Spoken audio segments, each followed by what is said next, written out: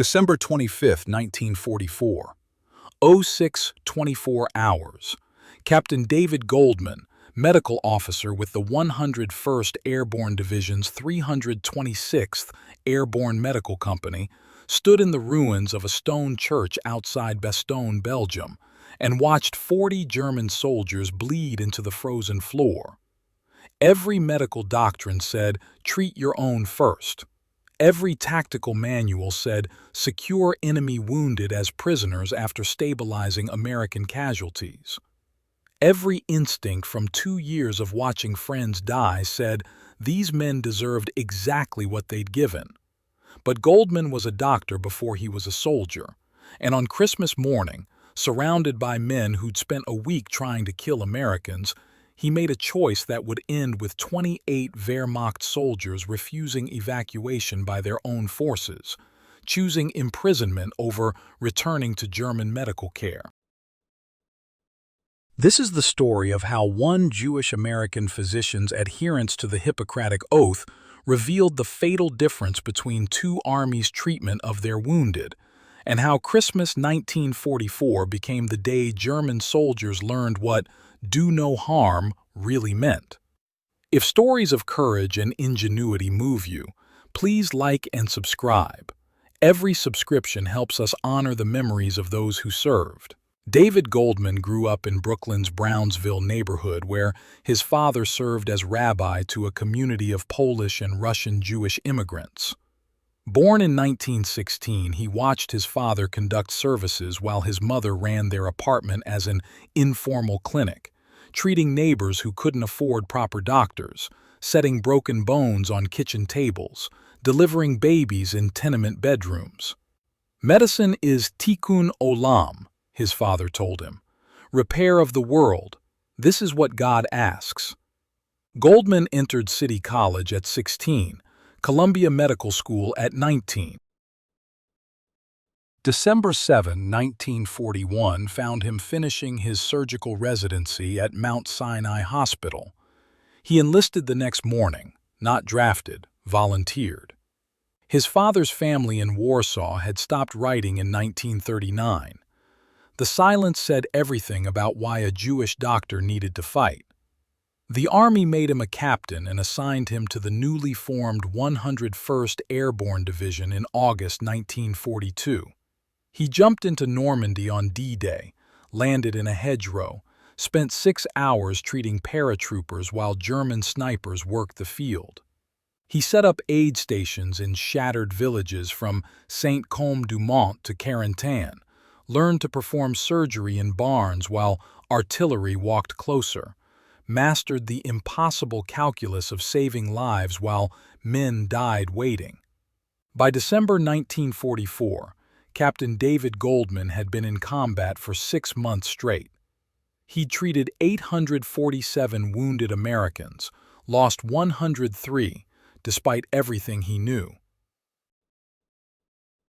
He'd also treated 23 German prisoners, standard procedure, Geneva Convention requirements, professional obligation.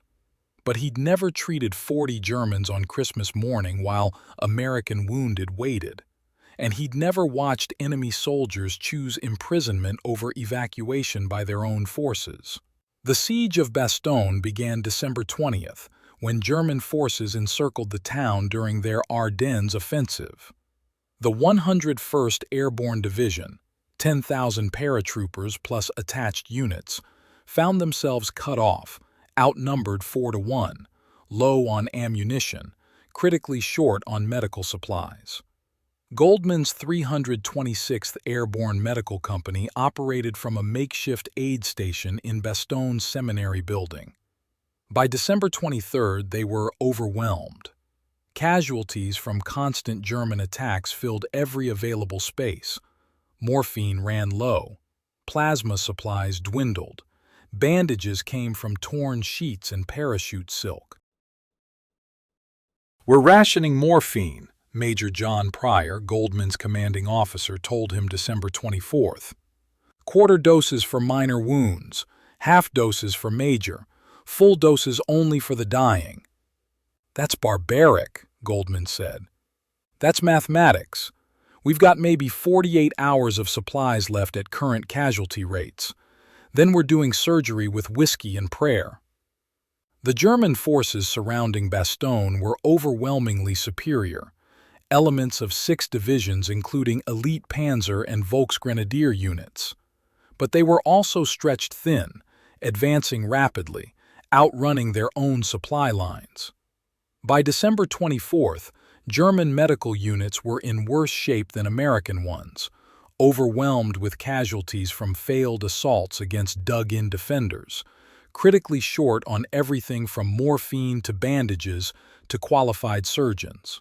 German wounded were being evacuated to rear-area hospitals, but the evacuation system was breaking down. Roads were clogged. Allied aircraft attacked anything moving. Field hospitals were overwhelmed.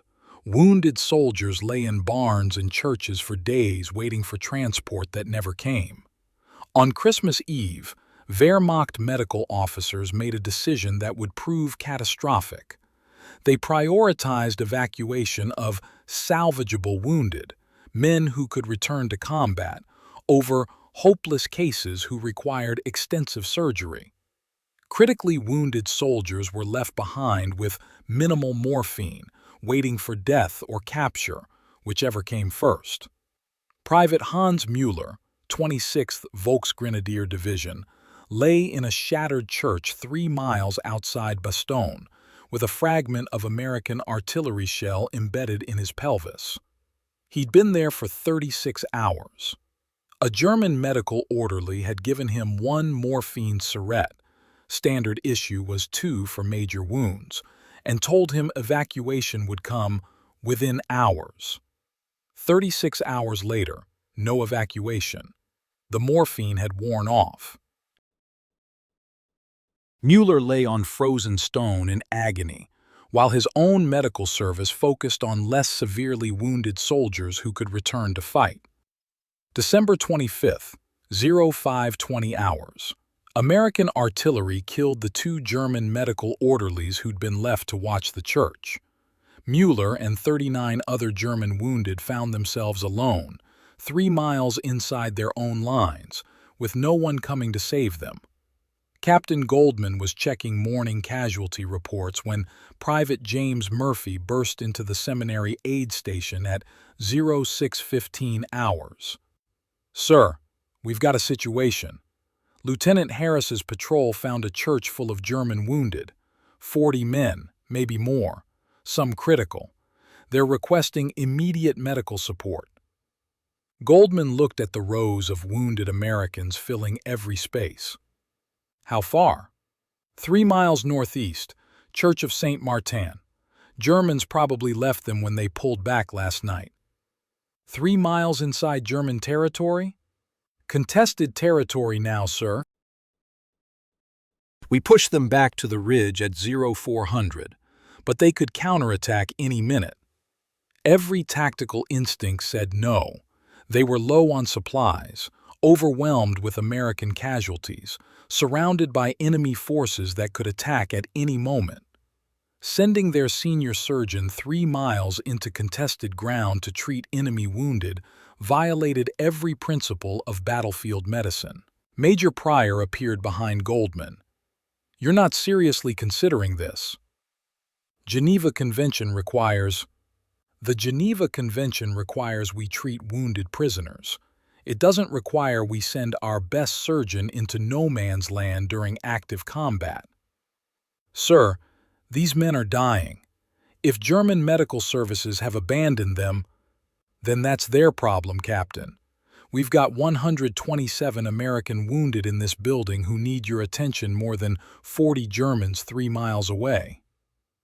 Goldman looked at the wounded Americans, then at the map Murphy held, St. Martin marked with red pencil, just inside the new forward line. "How many of our wounded are critical?" he asked. 11, Pryor said, and how many we expect to lose in the next 6 hours regardless of what I do?" Pryor's jaw tightened. 4, maybe 5. "Then those 4 or 5 are going to die whether I'm here or at St. Martin. But 40 Germans at St. Martin might not die if I go now. This is insane. This is medicine, sir. I took an oath. It didn't have an asterisk for except during wartime or unless they're Germans. Pryor stared at him. Your father's people are being murdered in Poland. I know, sir. I know exactly what these men represent. But if I let wounded soldiers die when I can save them, if I become the kind of doctor who decides which lives matter based on what uniform they wear, then Hitler wins. He makes me into something I'm not. Silence filled the aid station. 1 hour, Pryor finally said. You take Murphy's squad, you stabilize what you can, and you get back here before the Germans figure out we're exposed. Understood? Yes, sir. And Captain, if you get captured treating German wounded on Christmas morning, I'm not going to be able to explain that to anyone. Won't need to, sir. I'll be too embarrassed to mention it. St. Martin had been a small stone church serving a farming village until German artillery found it December 20th. 3 direct hits collapsed the roof, shattered the bell tower, left the nave open to winter sky. But the stone walls held, and the crypt beneath remained intact, the kind of shelter that saved lives when nothing else did. Goldman's medical team arrived at 06:52 hours in 2 jeeps loaded with supplies that should have been reserved for American casualties. Private Murphy and 8 riflemen established a defensive perimeter while Goldman descended into the crypt with his aid bags. The smell hit first. Blood, feces, gangrene, unwashed bodies. The smell of men dying slowly without morphine or proper medical care. 40 German soldiers lay on the stone floor. Some still wore their Wehrmacht greatcoats. Others had been stripped down to blood-stained undershirts. All of them watched Goldman with eyes that expected execution, not treatment. Goldman recognized what he was seeing instantly. These weren't lightly wounded soldiers who'd been accidentally left behind. These were non-salvageable cases. Men the German medical service had deliberately abandoned because treating them would consume too many resources. Men whose deaths had been decided by military logistics officers who'd never taken the Hippocratic Oath. "Sprechen Sie English?" Goldman asked.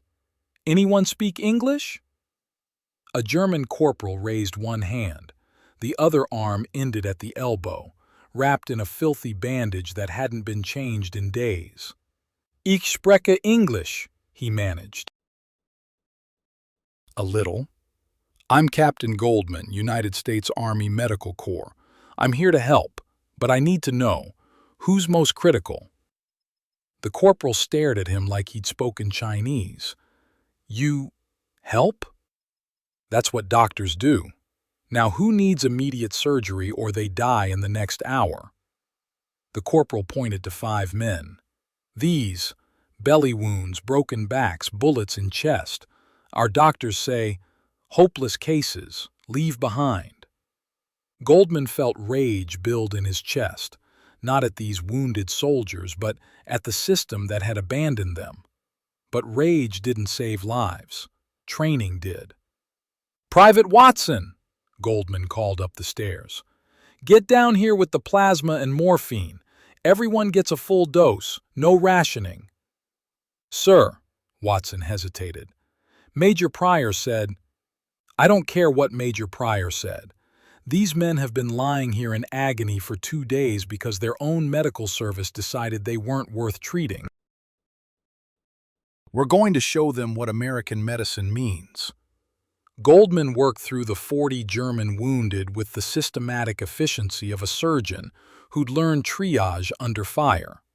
He had 3 medical corpsmen, Murphy's rifle squad for security, and maybe 90 minutes before German forces realized Americans were 3 miles forward of where they should be. 0700 hours. First critical case, Private Hans Mueller, pelvis wound with arterial bleeding. Goldman administered 2 syrettes of morphine, full combat dose, exactly what he'd give an American, then stabilized the bleeding with pressure bandages and plasma. Mueller wept when the morphine hit. "Danke," he whispered. "Danke, danke, danke." 07:15 hours. Second case. Corporal Friedrich Weber, sucking chest wound, both lungs compromised. Standard German protocol would have been minimal morphine and a prayer. Goldman did an emergency decompression with a Carlisle valve, a technique only recently developed by American surgeons, that reinflated Weber's collapsed lung. Weber's breathing stabilized within minutes. 07:30 hours. Third case. Sergeant Joseph Hartmann, compound fracture of right femur with bone fragments protruding through skin. German medical doctrine called for immediate amputation to prevent sepsis.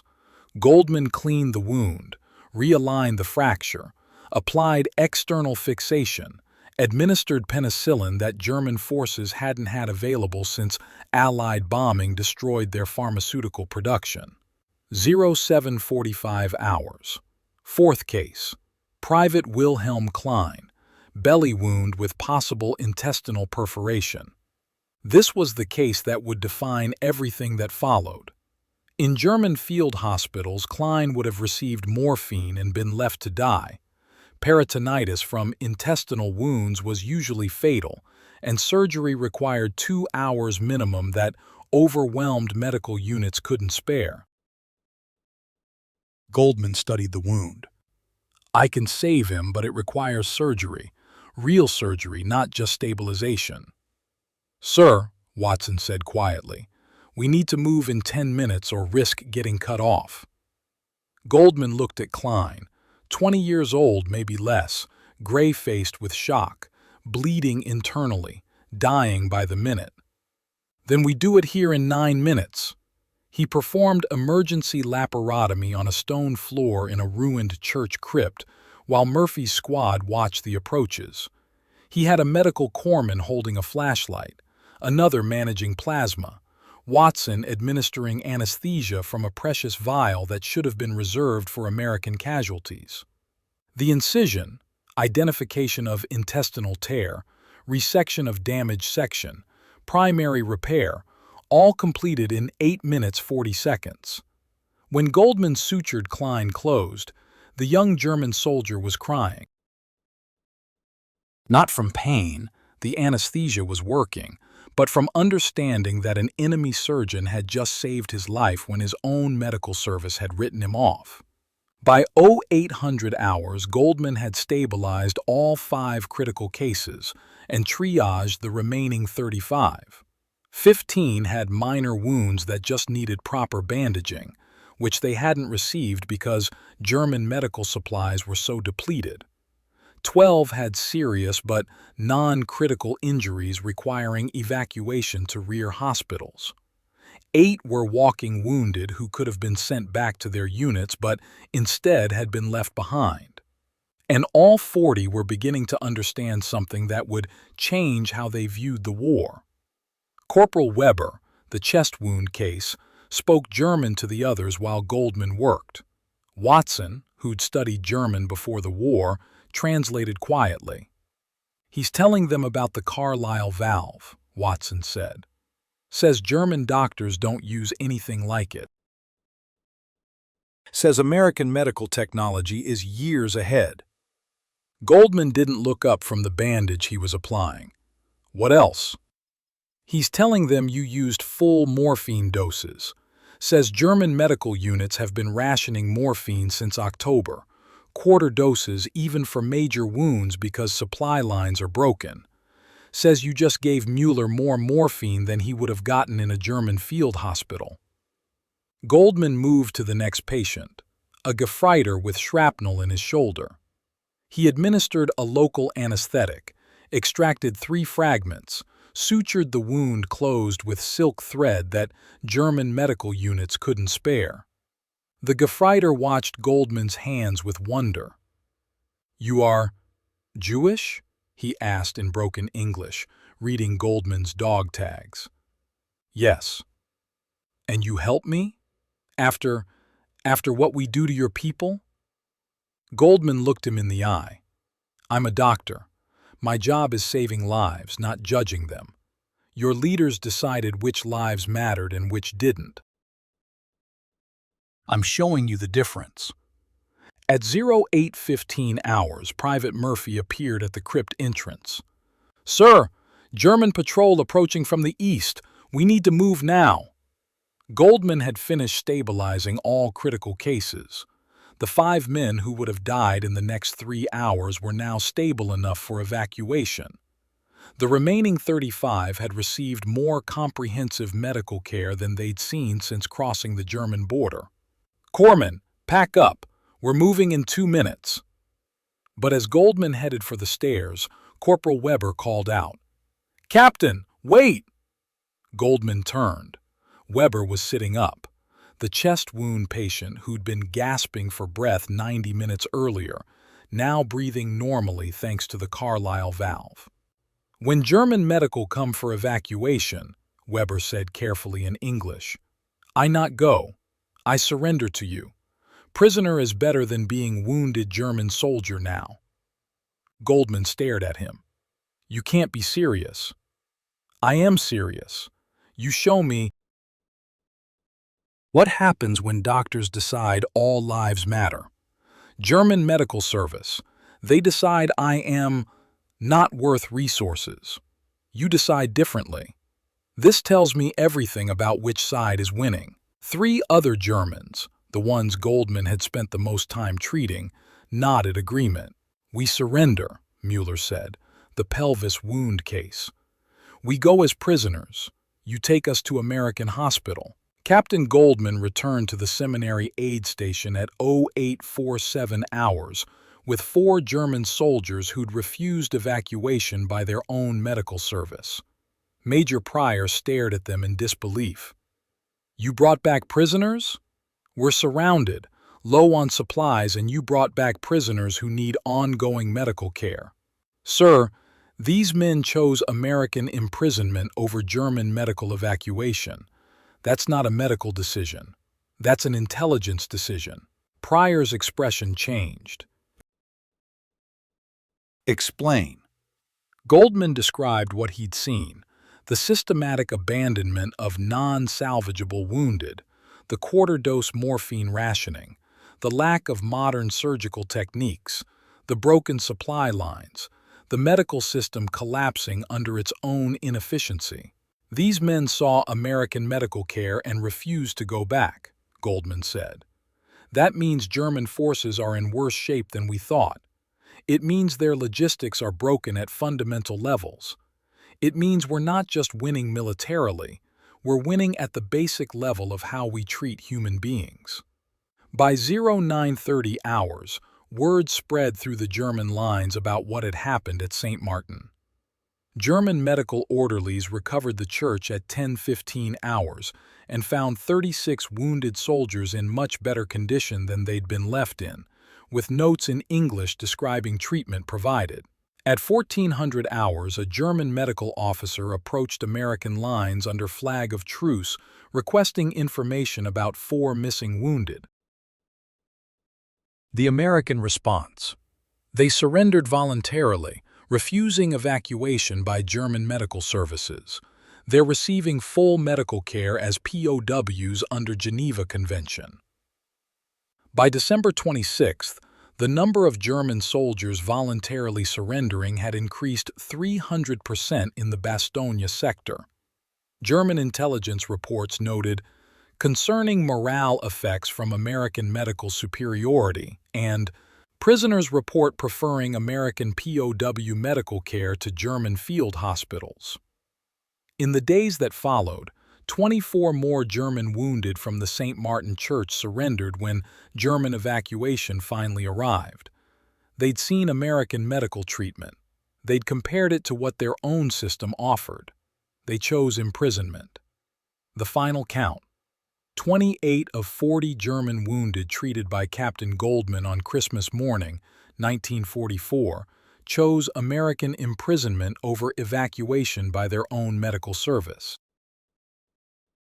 What Captain Goldman demonstrated that Christmas morning wasn't about superior medical knowledge or better equipment, though both factors helped. It was about a fundamental difference in how two armies valued human life. The German military medical system in December 1944 operated on logistics-first principles. Wounded were categorized as salvageable, could return to combat, or non-salvageable, required too many resources. When supplies ran short, non-salvageable cases were abandoned to die or fall into enemy hands. This wasn't cruelty by individual doctors. It was systematic calculation by a military machine that had decided some lives weren't worth saving. The American military medical system operated on patient-first principles. Every wounded soldier received treatment regardless of prognosis. If supplies ran short, they were rationed equally, not withheld from hopeless cases. If evacuation was delayed, all wounded waited together, not sorted by salvageability. Goldman's treatment of 40 German wounded demonstrated this difference with brutal clarity. 5 men German doctors said were hopeless, were stabilized and survived. Full morphine doses instead of quarter-dose rationing. Modern surgical techniques. German medical units lacked equal treatment regardless of nationality or prognosis. Penicillin when German pharmaceutical production had collapsed. The Germans in that church saw American medical care and understood immediately what it meant. It meant their leaders had been lying about American decadence and weakness. It meant the enemy nation, supposedly corrupted by Jews and capitalism, actually treated wounded better than the master race medical system. It meant everything they'd been told about fighting for survival was contradicted by how Americans treated even enemy wounded. 28 soldiers chose imprisonment over returning to their own medical care. That number told Allied intelligence more about German military collapse than a dozen captured documents. Oberarzt, medical officer, Dr. Heinrich Schultz, 26th Volksgrenadier Division, arrived at St. Martin Church at 10:15 hours December 25th, expecting to evacuate or bury 40 hopeless cases. Instead, he found 36 wounded soldiers in better condition than when he'd last seen them, and notes in English describing treatment provided. The notes included technical details that made Schultz's blood run cold. Emergency laparotomy with primary repair, technique German field surgeons had stopped attempting due to supply shortages. Carlisle valve decompression, unknown in German medical practice. Full-dose morphine administration, impossible given current supply ratios. Penicillin prophylaxis, unavailable since Allied bombing destroyed production. Equal treatment regardless of prognosis. Schultz was 48 years old, a surgeon in civilian practice before the war, conscripted in 1942. He'd spent 2 years watching the German medical system decay from world-class to barely functional, watching supplies dwindle, watching standards drop, watching the emphasis shift from saving lives to preserving combat strength. He'd participated in the decision to categorize wounded as salvageable or non-salvageable because there was no alternative. He'd left the St. Martin wounded behind because headquarters said evacuation resources couldn't be spared. He'd given quarter-dose morphine because that's all logistics would allocate. And now an American Jewish surgeon had demonstrated what real medicine looked like.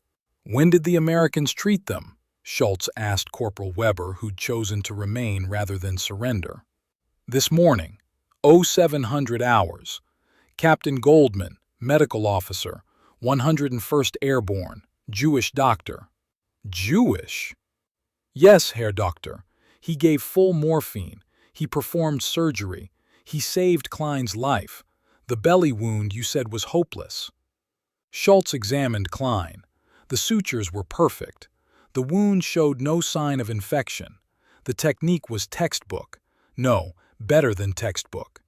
This was surgery performed by someone who cared about outcome more than speed. How many surrendered? Schultz asked quietly. 4 initially. 24 more since we told them what happened. Schultz stared at the American medical notes. Everything documented. Every treatment explained, like they expected German doctors to learn from it. He reported to headquarters that afternoon.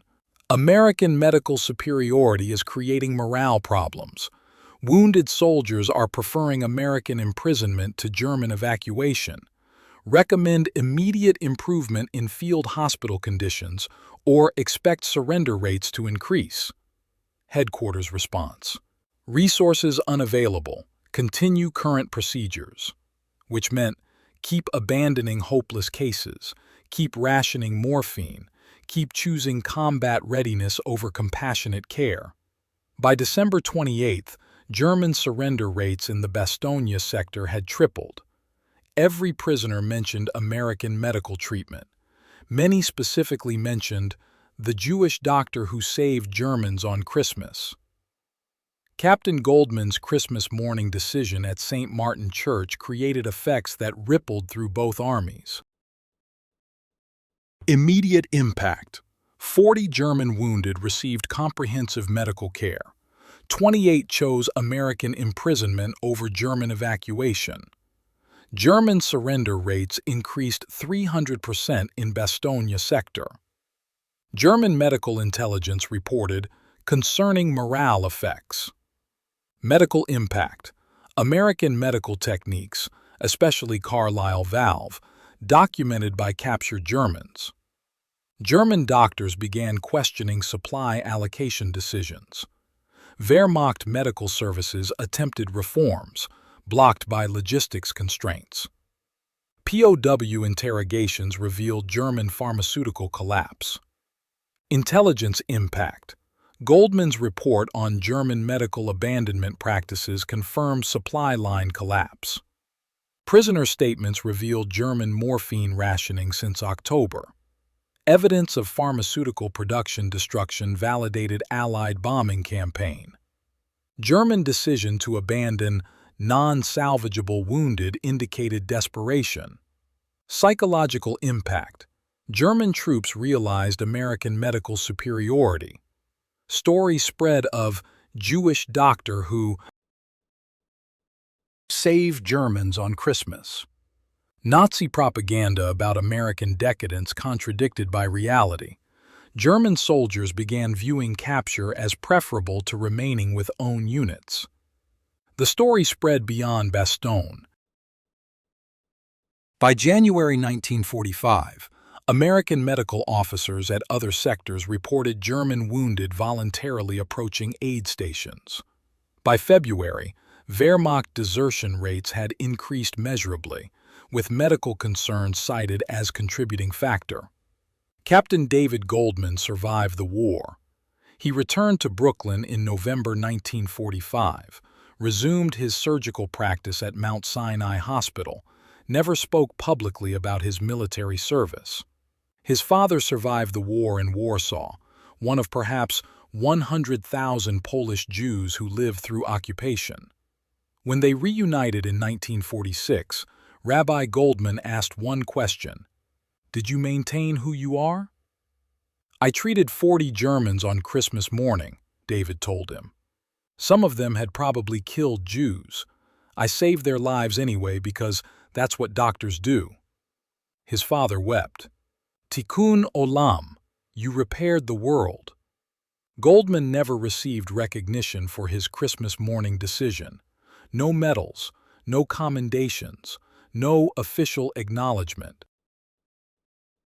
Major Pryor filed a report praising his initiative under difficult circumstances. But the Army preferred stories about combat heroism, not enemy medical care. But in 1967, Goldman received a letter from Germany. Hans Mueller, the pelvis wound case, had spent 22 years looking for the Jewish doctor who saved me at Bastogne. He'd written to the 101st Airborne Association, to medical journals, to the American Embassy in Bonn. "I was 19 years old," Mueller wrote in careful English. "I was dying in a church. Your supplies were limited. Your position was exposed. You had every reason to leave us. Instead, you gave full morphine. You performed surgery. You showed me what humanity means even in war. I became a doctor because of you. I wanted to give others what you gave me, the understanding that medicine transcends politics." Goldman wrote back. They corresponded for 17 years until Mueller died in 1984. The letters discussed medicine, ethics, the impossibility of explaining to people who weren't there what December 25, 1944 meant. "You proved something that Christmas," Mueller wrote in his final letter. "You proved that how we treat enemy wounded reveals more about who we are than how we treat our friends. You proved that American medical values weren't propaganda. They were real. You proved that my surrender was the right choice." David Goldman died in 1998 at age 82. The funeral was small: family, colleagues, a few veteran friends. But 37 people attended who no one could identify. Germans, most elderly, some wearing medals from Wehrmacht service. They'd come to honor the Jewish-American surgeon who'd saved 40 German wounded on Christmas morning 1944, and in doing so, demonstrated the fundamental difference between armies that valued all human life and armies that calculated which lives were worth saving. 28 of those 40 had chosen American imprisonment over evacuation by their own medical service. That number said everything about which side deserved to win. On December 25, 1944, in a ruined church outside Bastogne, a Jewish-American surgeon demonstrated that the Hippocratic Oath transcends nationality, politics, and even the most justified hatred. Captain David Goldman used 180 minutes to stabilize 40 German wounded, full morphine doses when he could have withheld them, modern surgical techniques he could have reserved for Americans, personal compassion for enemy soldiers whose leaders were murdering his people, and saved lives that German medical doctrine said weren't worth saving. The result? 28 German soldiers chose American imprisonment over returning to their own medical care, proving that how we treat enemies reveals more about victory than how many battles we win. If this story of medical ethics transcending war moved you, please like this video and subscribe for more forgotten stories from World War II. Comment below. Should we cover more stories of medical personnel who treated enemy wounded? Share this with anyone who thinks wars are won only through combat. Sometimes they're won through demonstrating that our values aren't just propaganda, they're real. Thank you for watching. May we never forget that even in humanity's darkest hours, individuals can choose compassion over vengeance, and in doing so, prove what we're really fighting for.